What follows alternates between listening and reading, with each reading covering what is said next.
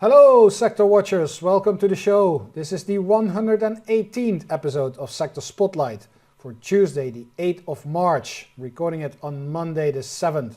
My name is Julius de Kempenaer and I am presenting to you from Amsterdam in the Netherlands. Of course, the focus of the financial world is still focusing on the events as they are unfolding in the eastern part of Europe between Russia and Ukraine. No doubt about it. What I'm going to do in this show is I want to focus on how the rotations unfolded last week for asset classes and sectors. That's predominantly US driven. But then I want to shift the focus to international markets, international stock markets, their rotations, a quick look at currencies, and at the same time do a refresher of the use of the $1 benchmark, which can help us to focus on absolute price performance and rotation in absolute performance vis-a-vis the relative performance that we usually use when we look at relative rotation graphs.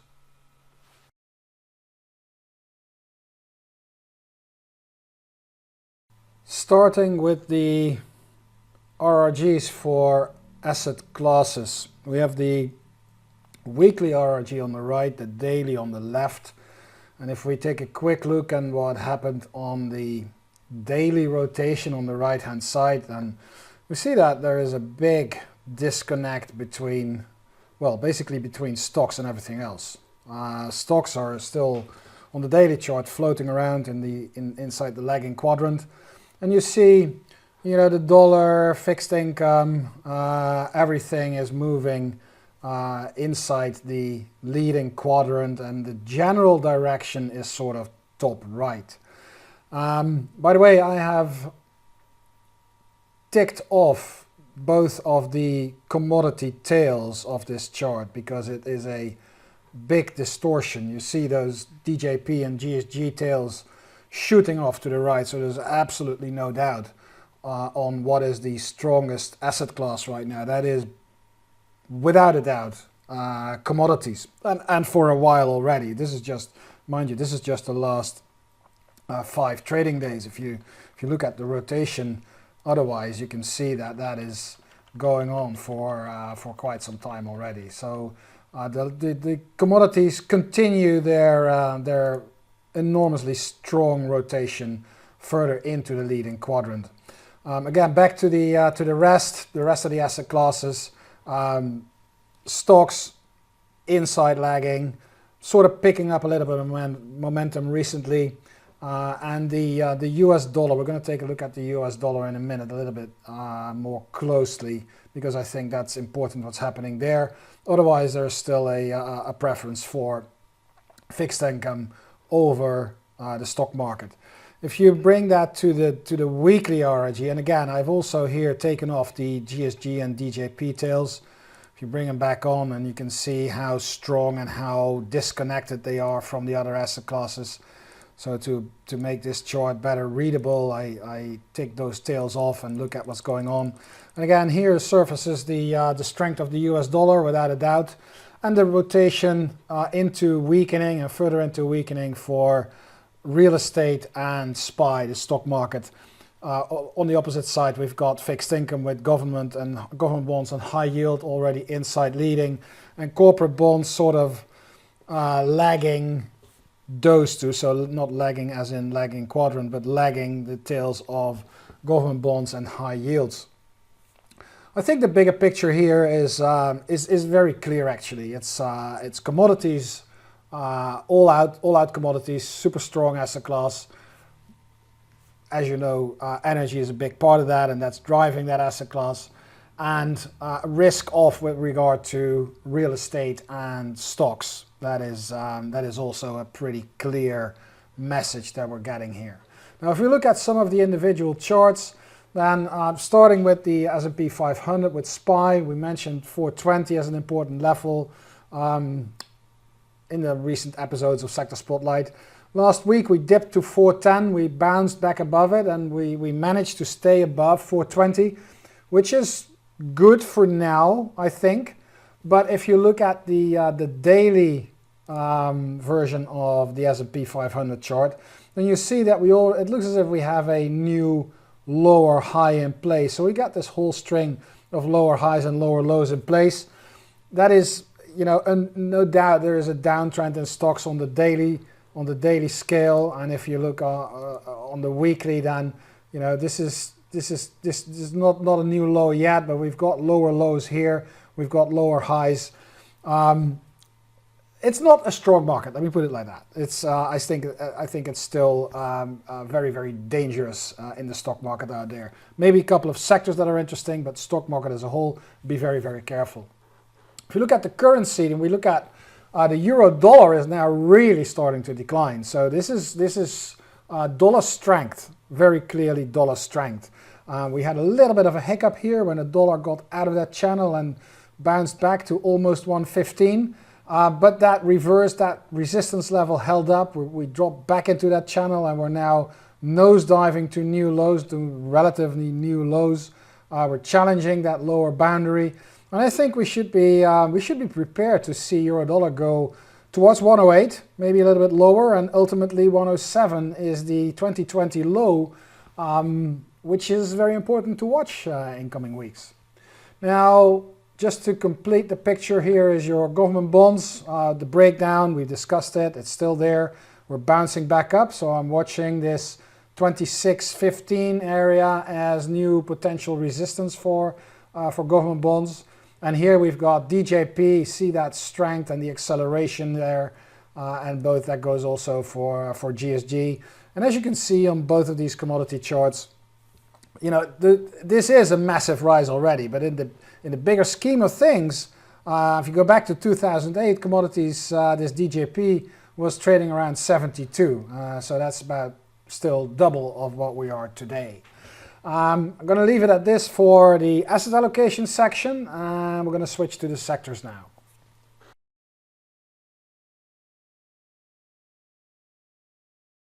And from asset classes, we move down to sectors. Weekly on the left, daily on the right. If we take a quick peek on what's happened at the sector level last week, then I think it's pretty clear that we have some defense rotation going on, especially if you see the strength of utilities, healthcare, and then obviously energy is way inside the leading quadrant. The other defensive sector like staples is still there, but it hesitated, it paused a little bit last week. Nevertheless, the rotation is clear, and if you look at the daily RRG, you can see that split between stuff that's moving towards the top right and stuff that's moving towards the bottom left. And those of you who've seen me present more general on RRG, you may remember that I've always tried to make a point that it is very important to know where you should not be in terms of outperforming an index, outperforming a benchmark. It's really important to know where you should not be invested. Maybe it's even more important than to know where you should be invested. And if there is one thing that this RRG is making very, very clear, at least on the daily scale, is where you should not be invested. And that's technology, discretionary, and financials last week. And these trends are likely to hold on for, I think, at least a couple of weeks. So for the time being, tech, discretionary, financials, underperforming trends, relatively underperforming the S&P 500. Very strong moves for energy, utilities, real estate, healthcare. Industrials doing pretty well. Staples sort of stabilizing. And here is materials coming down inside the leading quadrant, but very close to the benchmark. And communication services, insight improving, but at a very short tail. And it's still the weakest reading in terms of RS ratio. If we bring that back to the weekly RRG, then of course the enormous strength for the energy sector is still there. So just like I did for the with the asset allocation graphs, I'm going to tick off the tail for energy here to be able to blow up the rest of the rotations and get a better handle on it. And here you see again technology and discretionary into the lagging quadrant, in line with the daily. So those, especially the tech and discretionary sectors, are out of the question right now. These are in relative downtrends, strong relative downtrends versus the S&P 500, two sectors that are better avoided. And these are the two biggest sectors in the universe, two of the biggest sectors in the universe, I should say. We see a little hiccup in communication services, but as I said, it's still the lowest reading on the daily, but also on the weekly RRG, making it still a very weak sector that is probably still better avoided. And here also the strength for the defensive sectors is clearly visible. We've got staples here, a little bit better picture than on the daily. We're losing a little bit of relative momentum here. That's coming off this weekly rotation where it started dropping on the momentum scale. That's what we see here on the weekly as well. And we have utilities now popping up very clearly, basically picking up that northeastern direction again. And what have we here? The financials, they were very good on the back of that, on the back of rising rates, but that move is now flattening, and you can see why that is. That is the weak rotation that is happening on the daily RRG that is leveling off that strong tail on the weekly. So longer term relative still okay, but definitely weakening on the daily scale, and that makes it questionable how if the financial sector can hold up this type of rotation. And again, discretionary very weak, technology very weak. And here is healthcare moving into the leading quadrant at a very stable momentum. So there is not much power behind it. You can see that because the tail is relatively short, but it's still moving higher on that RS ratio scale. So it's still picking up relative strength, and that is better visible here on the daily RRG, where you can see a nice northeastern rotation for the healthcare sector, for the healthcare tail. Now, bring you to a couple of charts. We're not going to do all of them very rapidly. Here is communication services still maintaining its downtrend both on the price chart and the relative chart, and you can see that relative momentum is now like flat, and if that starts to follow the decline in the raw relative strength line again, then I wouldn't be surprised if we see a new peak in the green RS momentum line here and moving back down, again pulling the RS ratio further down as well. Still an underperforming sector. Here's the strongest sector for the moment, energy. As you can see, we're sort of now attempting to take out that high level there. I can make that chart even slightly longer here. So there you go, we're now picking out. So we're getting to the highest level. Let's quickly make this a monthly because I don't even know what the all-time high was. Well, this is an all-time high. So we're now breaking out to new all-time highs for the energy sector. That is a noteworthy event. We should hold up above 74.5, 75 roughly. That's the level to watch for the energy sector. Here's financials. As I said, they leveled off a little bit. The breakout in relative strength was visible. We sort of come down now, so we're challenging that. It looks as if we're bringing in a new horizontal level that's sort of negating that old declining resistance line. In price terms, I think we should be watching for 36.5, 36, 36.5. That's an important level, and then the next area should be around 35. Normally, rising rates should be very supportive for financials. Depending on the current situation, I don't know. These are the levels that I'm watching. It's not the weakest sector. It's one of the stronger sectors at the moment, but I think there's a few that are even more interesting than financials, and that's where RRG comes in very handy, because you can see that staples and utilities are actually much more interesting than the financial sector at the moment, because they are even higher up on the RS ratio scale and they have higher momentum. And especially if we bring in energy, then we have all these sectors showing a better strength than financials. So in terms of RS ratio, it's energy, staples, utilities. Those are the ones that you should watch, and those are very, very defensive. Now here is industrials. You can see that it dropped below its bottom of that range, but rapidly recovered, and it looks as if we're holding up at that level right now. the improvement in relative strength is still visible. It's pushing the sector into the leading quadrant, so that's good. Technology continues to weaken, although we have been holding up above this horizontal support level, but what worries me a little bit more is the fact that relative strength is now dropping back below the old breakout level. So we had that overhead resistance that was in play for about a year.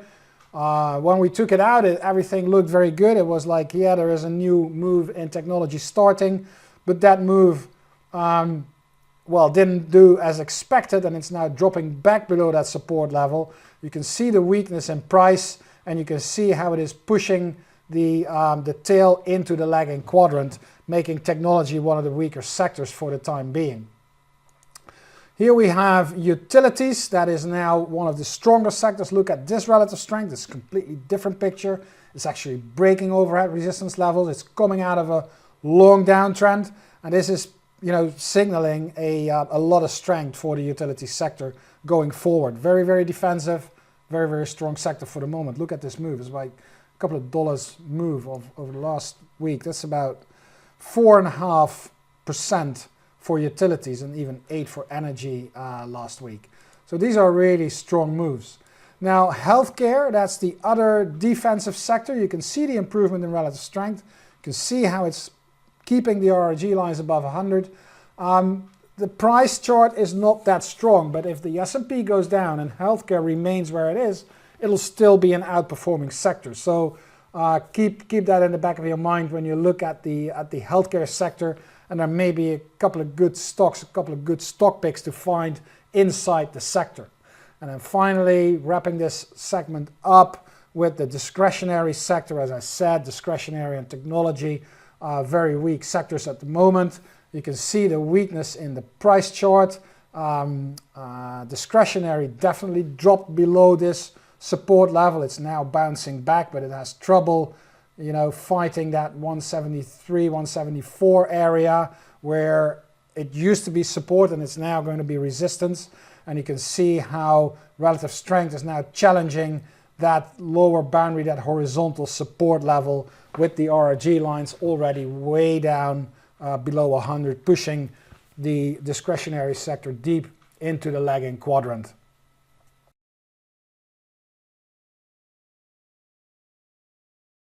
For this last segment of the show, I am going to mix a look at international rotation of international markets and European markets, in combination with rotation of currencies and the use of the $1 symbol as the benchmark. And that is because I remember that I got a request, and I can't remember whether it was an email or a comment on YouTube or a tweet. I tried to look it up, but I couldn't find it. But someone asked if I could do a review or a refresher on the use of $1 as the benchmark, because he or she had heard about it, looked at it, but wasn't really sure how to use it. So we're going to start with a look at the international rotation. I mean, there's a lot going on in the world right now. Big changes market-wise, on a global scale, politically. I don't have to explain to you, all of you, what's going on.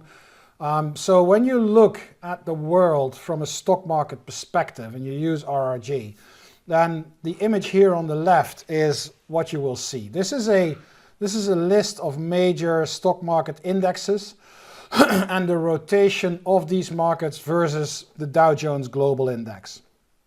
And what you can see here is that it looks very strong, because a lot of these markets are moving towards the northeast, towards the top right quadrant. And what it signals is that they are outperforming, they're in relative uptrends versus the Dow Jones Global Index.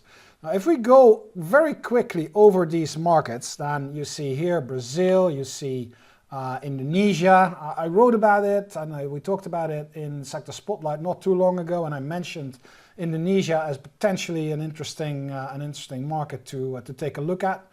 Look at Canada, nice tail. Look at Mexico, Hang Seng leveling off but still strong. India rotating back into the leading quadrant. Australia doing good. This is China even just picking up again. And then here is Korea. The Kospi is still improving, but it seems to be picking up again. And here is Europe. So Europe is actually reversing rapidly, and it, only 1 week inside leading and then back to improving. That's a very unusual move, and now rapidly heading towards the lagging quadrant. Here's the S&P 500, clearly rotating towards the lagging quadrant. It lost a little bit of its downside momentum, but as you can see, I hope you agree that it is not the strongest of markets when you compare it to all the others that we had in the green. And then you have Russia, which is picking up a little bit of momentum, but obviously way down to the left. So that's the image here. Basically, my main take from this image, so here is Japan. That's also a big market that's rotating towards and into the lagging quadrant. Now, the main take for me from this RRG is that the major markets in the world, Europe, US, and Japan, are rotating negatively. They're underperforming. As a result, because these are very heavy weights inside the global market index, the smaller markets, like Indonesia, Brazil, Hang Seng, etc., are being pushed towards leading. So they're outperforming the Dow Jones Global, the world. But this is on a relative scale, on a relative basis. And I'm gonna bring that back to currencies, because the currency markets are also very important. And when we look at currencies, then this is the rotation of currencies versus the US dollar. So the US dollar here is the center of the chart. And what you can see, basically the message that this chart is sending us is that the dollar is the strongest currency in the world, and it is continuing to strengthen.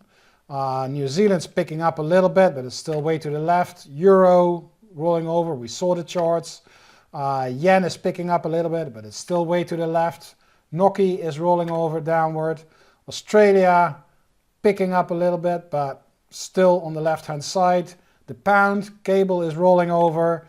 Canada is rolling over. This is the Swiss franc. That's like the benchmark. That's the same. There's not much going on there. And here's the Swedish krona. Now the thing is, how we look at currencies, we use $1 as the benchmark for a currency chart.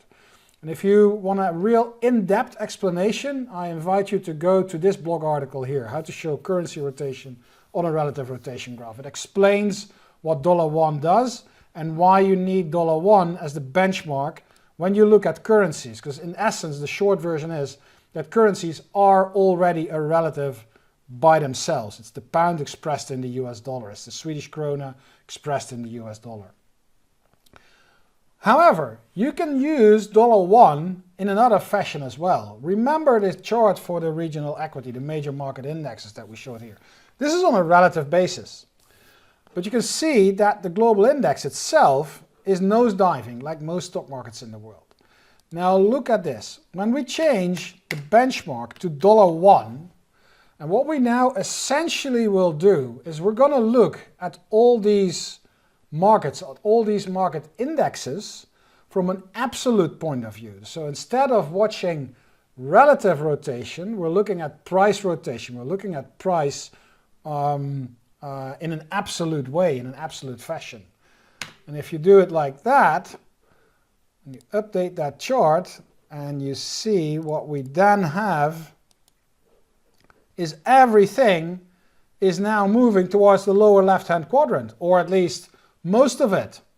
So that picture where you saw the Europe's, the China, India, Canada, Mexico, all moving into the leading quadrant, that has now flipped completely. They're now going into the lagging quadrant, and that's because all these markets are showing downtrends in price. And the advantage now is that we can see and we can find markets that are not only moving up in relative terms, but also in price terms. And the one that stands out is Brazil, moving into the leading quadrant, stable momentum, and this is on a price basis. And the other one that's very nice is Indonesia. We highlighted it as a strong relative, but you can see that the tail here is rotating back up. So these are now also, not only from a relative point of view, but also from a price point of view, interesting markets to look at. Canada, not so much. Mexico, not so much. You see that they're all rotating the wrong way. So Brazil and Indonesia, even from a price perspective, are worth looking at. And here is a quick look at the Indonesia market, the updated chart, and you can see that the break that we highlighted is now coming through. And when you look at Brazil, you see that it is a nice double bottom in place. It's pushing against resistance. Look at the relative strength coming out of that double bottom here. So when you look at Brazil, 11,500, 11,600, 11,700, when we break that, that'll be a very good sign for the Brazilian market. How can you play that? EWZ is the ETF that tracks the iShares MSCI Brazil, and IDO is the iShares MSCI Indonesia. If you're a US-based investor, these are the instruments that you can use to benefit from these moves. And this wraps up Sector Spotlight for this week. Please remember, Sector Spotlight airs every Tuesday from 10:30 to 11 a.m. Eastern. Leave your comments anywhere you like, and I hope to see you again next week at a new episode of Sector Spotlight, same time, same place. Hey, Grayson Rose here with StockCharts. Thank you so much for watching. I hope you enjoyed that video. If you did, consider giving it a like down below, maybe leave us a comment, and if you're new to the channel, you can subscribe at the link up above. We're gonna bring you daily content from an incredible collection of technical analysts and financial experts.